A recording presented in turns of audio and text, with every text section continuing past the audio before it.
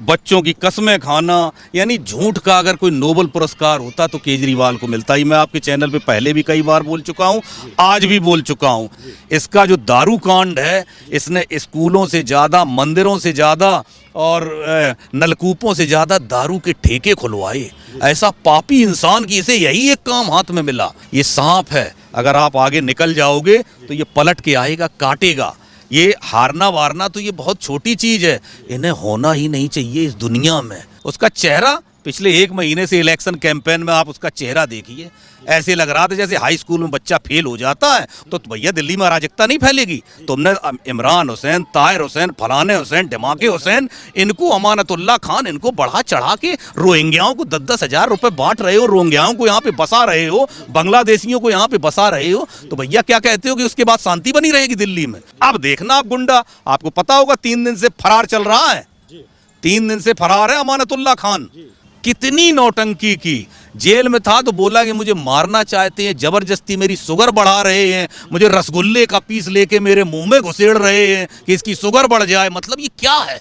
जैसे राजा आप घूम रहे हैं रोड पे राहुल गांधी जैसे, ये तो रजवाड़े हैं, इनकी तो 7 पीढ़ियां राजा बनी हैं। आप देख लो, हाफ टी शर्ट पहन के और घूम रहा है रोड पे। तो ऐसे राजा अगर बने रहो तो बहुत बहुत बधाई हो, मुबारक हो, ऐसी राजागिरी तुम करते रहो। तेजस्वी यादव दिन में 17 बार बाथरूम जा रहा है जब से दिल्ली के रिजल्ट आए हैं। आप ही के चैनल पे हमने अपना इंटरव्यू दिया था, लगभग 6 महीने हो गए, और मैंने बोला था आपको और देश की जनता को कि शीश महल केजरीवाल के ताबूत की आखिरी कील साबित होगा।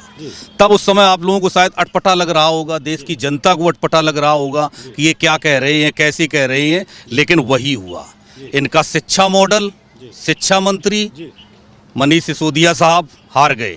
जिन्होंने जेल में मालिश करवाई, सत्येंद्र जैन साहब, जिनको मालिश के लिए हुजूम लगा हुआ था, वो हार गया। और अरविंद केजरीवाल, हमने इलेक्शन के 1 हफ्ते पहले एक निजी सभा में मैंने ये बात बोली थी कि केजरीवाल अपनी सीट नहीं बचा पाएगा, ये अपनी सीट नई दिल्ली से हार जाएगा, क्योंकि हम दिल्ली की राजनीति को पिछले 1.5-2 साल से बहुत करीब से देख रहे थे, जब से इन्होंने शराब वाला मामला किया था। और इसके कई कारण हैं, एक बोतल पे एक फ्री, और शीश महल, और झूठ बोलना, बच्चों की कस्में खाना, यानी झूठ का अगर कोई नोबेल पुरस्कार होता तो केजरीवाल को मिलता ही। मैं आपके चैनल पे पहले भी कई बार बोल चुका हूँ, आज भी बोल चुका हूँ, लेकिन खैर वो छोड़ो, उस चीज़ को छोड़ते हुए आगे बढ़ो। अब ये किस चीज़ पे डरा हुआ क्यों है?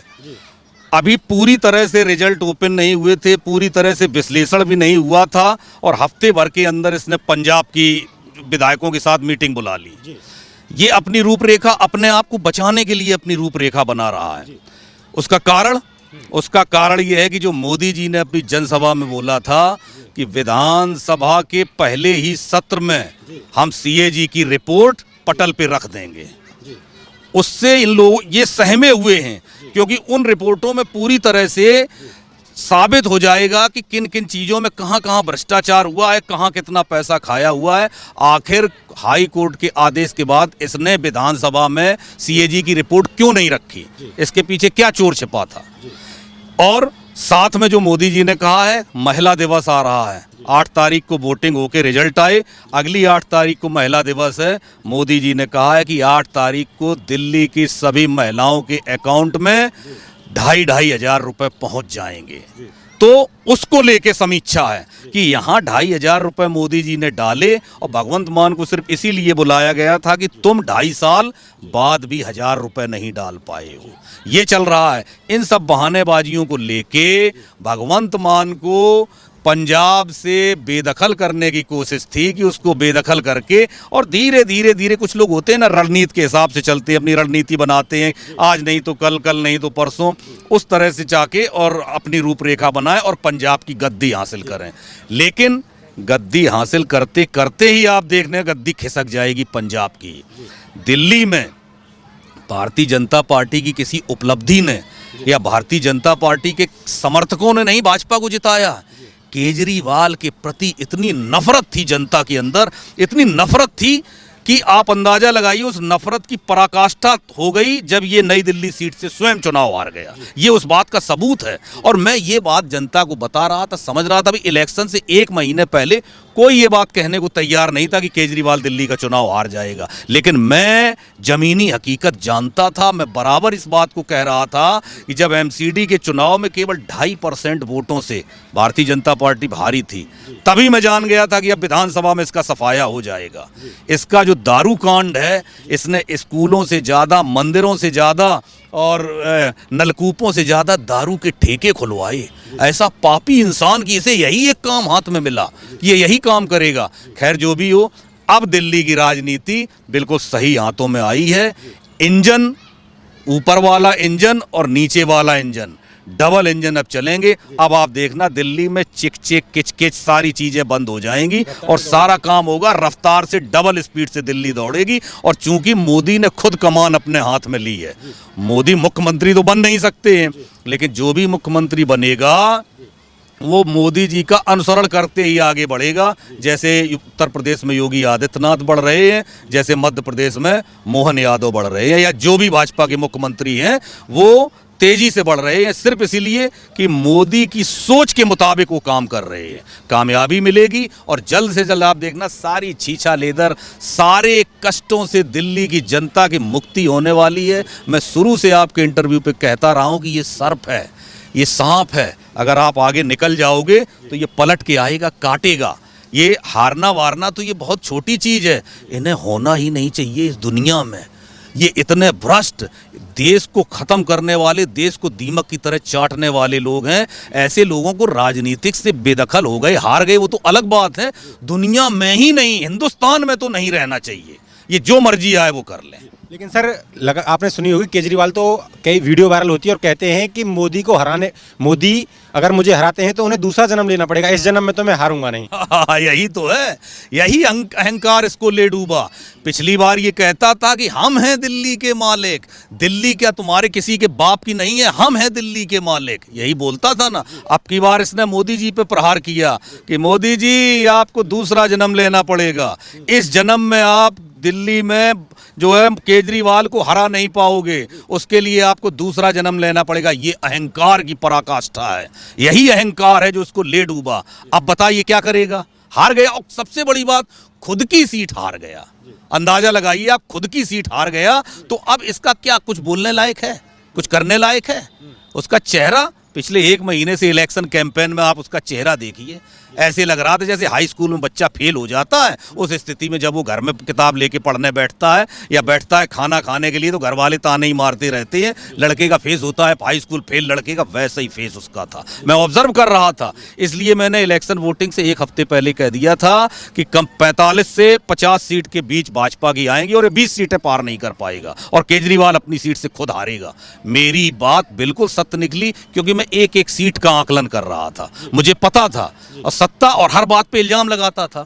जैसे इसने मोदी को तो बोल ही दिया था कि तुम्हें दूसरा जन्म लेना पड़ेगा हमें हराने के लिए।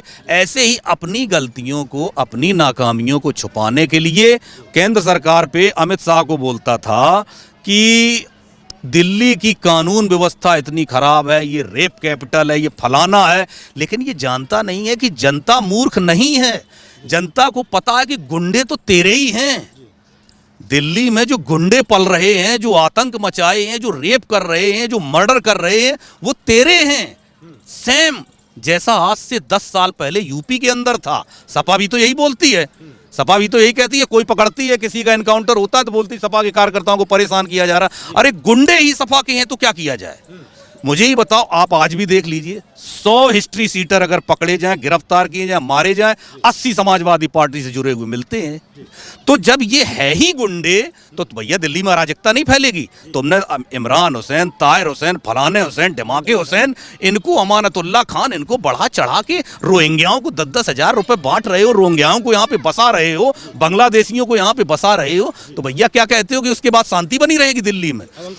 तो जनता ये समझ गई कि ये बात सही है कि मामला होम मिनिस्ट्री का है, केंद्र सरकार के हाथ में वहां की सुरक्षा है, लेकिन गुंडे तो तेरे हैं भाई। गुंडे जब तक रहेंगे तब तक क्या होगा? अब देखना आप, गुंडा आपको पता होगा 3 दिन से फरार चल रहा है, 3 दिन से फरार है अमानतुल्लाह खान। उसका मोबाइल स्विच ऑफ है, भागा भागा घूम रहा है। आप अंदाजा लगाइए, अगर ये जीत गया होता केजरीवाल तो क्या हाल होता इस समय। चौड़ी छाती करके घूम रहा होता रोड पे, और उसके बावजूद वहां पुलिस वालों से बोल रहा है कि मुझे जानते हो किस इलाके में खड़े हो तुम, यहां से जिंदा नहीं जाओगे। अभी भी इतना गुरूर सवार है, क्योंकि अभी सत्ता पूरी तरह जाती है तो धीरे धीरे शॉकिंग सा लगता है, विश्वास नहीं होता अपने आप पे कि मेरी सत्ता चली गई, मेरी सत्ता चली गई। तो इस नशे में अभी तक बोल रहे हैं। अब इनका खात्मा है, बहुत अच्छे से अब दिल्ली की सरकार चलेगी। और एक बार दोबारा कहूंगा कि भाजपा के समर्थन ने नहीं, केजरीवाल के प्रति नफरत ने भारतीय जनता पार्टी की सरकार बनाई है। उससे ज्यादा नफरत करने वाले लोग मैंने पूरी राजनीति में आज तक देखे नहीं है। इतनी नफरत है लोगों को। जैसे ही भाजपा को पूर्ण समर्थन मिला अभी जीतने के बाद, तो मोदी जी ने संबोधित करते हुए 3 बार यमुना मैया की जय बोला। क्या मायने हैं उनके? भैया, यमुना मैया की कृपा से अगर जीते हैं तो यमुना मैया की ही जय बोली जाएगी। एक तो वैसे भी इस समय महाकुंभ चल रहा है प्रयागराज में, वहाँ गंगा यमुना सरस्वती तीनों का मेल हो रहा है, और यमुना मैया पे तो पूरी राजनीति डिपेंड है। यमुना मैया ऐसे श्राप नहीं देंगी। ये 11 सालों से यमुना के नाम पे झूठ बोल रहा है, अगले साल साफ होगी, अगले साल साफ होगी। अगर यमुना साफ ना कर पाया तो 2025 में मैं आपके पास वोट मांगने नहीं आऊंगा। ये सब क्या है? फिर भी तू वोट मांगने पहुंचा है। बिल्कुल, अब यमुना साफ होगी।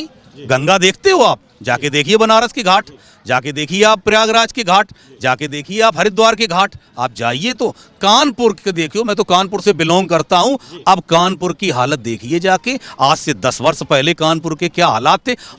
मैं समझता हूं कि अभी भी गुंजाइश है, अभी भी सफाई की गुंजाइश है गंगा में, लेकिन वो गंगा नहीं रही जिसको नाला बना रखा था। आज आप गंगा देखिए जाके वहाँ पे, ऐसे ही यमुना का हाल होगा। और मोदी जी कोई काम हाथ में लेते नहीं, जब लेते हैं तो मोदी ने जो गारंटी ली है वो गारंटी पूरा होने की गारंटी है, ये वो स्वयं बोलते हैं, और ये होगा। चुनाव के तुरंत बाद जैसे ही परिणाम आए उसके 2 दिन बाद आम आदमी पार्टी के जितने भी विधायक हैं पंजाब में और मंत्रिमंडल है, केजरीवाल ने बुलाया और उनसे बोला कि लोगों से मिलो, मुद्दे पहचानो और डटकर लड़ो।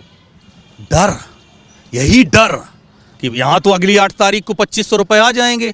तुमने 2.5-3 साल हो गए हैं, तुमने आज तक 1000 रुपए नहीं डाले, हार जाओगे चुनाव। अब जनता मूर्ख नहीं है, जनता वादे याद दिलाती। आपको याद है कैंपेनिंग की शुरुआत में पंजाब से औरतें आई थी, जत्थे के जत्थे आए थे दिल्ली में कि ये यहाँ पे वादा कर रहा है 2100 रुपये का और 1000 रुपये मुझे नहीं मिले हैं। तो दिल्ली की जनता को ये बताने आए थे कि मुझे 1000 नहीं मिले। जनता यही देखती है। एक जो पिछले साल था कि इसने इसी नाम पे जीता था, फ्री फ्री फ्री फ्री, तो अब की बार इसने फंसाने की, लपेटने की कोशिश की। मोदी जी ने स्पष्ट कह दिया, ये डराता है, जैसे शेर बकरी को डराता है, ऐसे डराता था जनता को। भाजपा आएगी, पानी बंद, बिजली बंद, सब कुछ बंद हो जाएगा, स्कूल बंद, कॉलेज बंद। जैसे साला ये अंडमान निकोबार बन जाएगा दिल्ली। दिल्ली नहीं रहेगा अगर भाजपा आ गई, अंडमान निकोबार बन जाएगा, अंधियारी जेल बन जाएगी। जैसे ऐसे डरा रहा था जनता को, लेकिन जनता इतनी पागल नहीं। मोदी जी ने एक बार नहीं कई बार अपनी सभाओं में कहा कि पुरानी जनहित की जितनी योजनाएं हैं वो चलती रहेंगी। उस कैडर को विश्वास दिलाया मोदी जी ने कि तुम्हारी सब बिजली भी चलेगी, पानी भी चलेगी, साथ में ये और हम करेंगे। और एक जो सबसे बड़ा Trump card Bharatiya Janata party के लिए साबित हुआ, वो चुनाव से एन 2 दिन पहले जो 12 लाख रुपए को टैक्स फ्री किया गया है, उससे एक बहुत बड़ा तबका भारतीय जनता पार्टी की तरफ मुड़ा है। ये आप कह सकते हो बिल्कुल गेम चेंज हो गया उससे पूरी तरह से। जो थोड़ी बहुत गुंजाइश भी थी वो गेम बदल गया। लेकिन इनके सबके बावजूद मैं ये कहूँ कि भाजपा के समर्थन से कम केजरीवाल के नफरत जो की है लोगों ने, उससे भाजपा को सफलता मिली है। सर सवाल करूंगा मैं, आतिशी मार्लेना जीती तो उन्होंने जश्न मनाया, क्या वो भूल गए कि उनके जितने भी मंत्रिमंडल था, बड़े बड़े लोग थे, केजरीवाल तक हार गए और वो जश्न मना रहे हैं गाड़ी के ऊपर खड़े होकर? करें क्या? उनके पास रास्ता क्या है?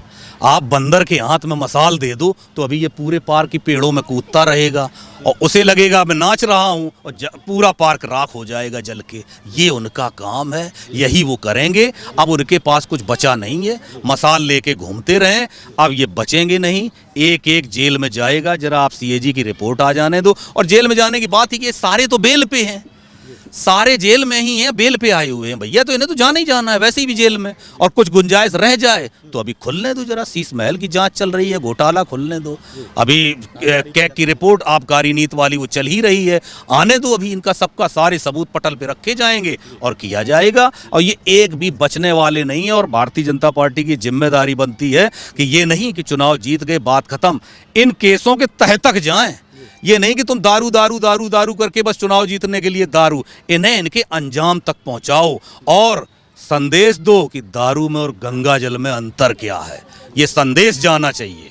जिस अन्ना हजारे की कोख से निकली हुई ये पार्टी है, कभी अन्ना हजारे ने कल्पना की थी कि दारू, अन्ना हजारे का मैंने एक इंटरव्यू देखा था, उन्हें सब भ्रष्टाचार और इन सब चीज़ों का कोई उन्हें मोल तोल नहीं, इन सब चीज़ों से कोई मतलब नहीं, उन्हें एक ही दर्द था, दारू से, उन्हें दारू के जिक्र से कि जो इन्होंने दारू के ठेके खुलवाए हैं, वो कोई भी हो यार, अन्ना हजारे तो गांधी जी को मानने वाले गांधीवादी नेता थे, गांधी दारू के पक्ष में थे क्या?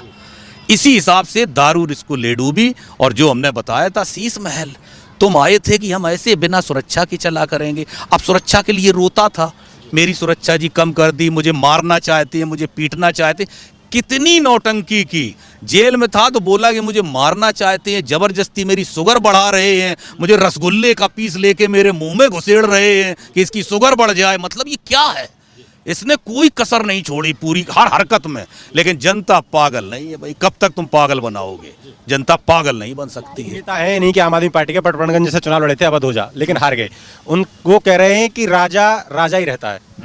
बिल्कुल, राजा राजा ही रहेगा। जैसे राजा आप घूम रहे हैं रोड पे राहुल गांधी जैसे, ये तो रजवाड़े हैं, इनकी तो 7 पीढ़ियां राजा बनी हैं। अब देख लो, हाफ टी शर्ट पहन के और घूम रहा है रोड पे। तो ऐसे राजा अगर बने रहो तो बहुत बहुत बधाई हो, मुबारक हो, ऐसी राजागिरी तुम करते रहो। हमें तो राजा वो चाहिए जो मोदी जी जैसा हो, जो अपनी प्रजा का ख्याल रखता हो। मुझे वो राजा चाहिए, टी शर्ट पहन के घूमो जाके और ऐसी राजागिरी दूर से नमस्ते है और करते रहो। हमें बड़ी खुशी है, तुम ऐसे ही राजा जिंदगी भर बने रहो, हमें इससे ज्यादा नहीं चाहिए। सर, आखिरी सवाल कि बीजेपी व गठबंधन की किस राज्यों में सरकार है, और अगला लक्ष्य क्या आपको लग रहा है कि केजरीवाल को हराने के बाद पश्चिम बंगाल है? बिल्कुल, इसके बाद सबसे ज्यादा खड़बड़ तो बिहार में कटी है। सबसे ज्यादा जो हलचल है वो बिहार में है। वो तेजस्वी यादव दिन में 17 बार बाथरूम जा रहा है जब से दिल्ली के रिजल्ट आए हैं। आप बिहार में पता कर लीजिए, इन लोगों को खाया हुआ पच नहीं रहा है, उल्टियां आ रही हैं, क्योंकि अब चुनाव जो ईयर एंड है उसमें है। और देखो, बिलबिलाहट अपने आप बता देती है। जैसे ममता बनर्जी ने अपने आप बयान दे दिया, किसी ने कुछ कहा नहीं, किसी ने कुछ बोला नहीं, यहाँ पे कोई कुछ नहीं कर सकता है। बंगाल में मैं ही काफ़ी हूँ इनको पराजित करने के लिए, फलाना है, ये है।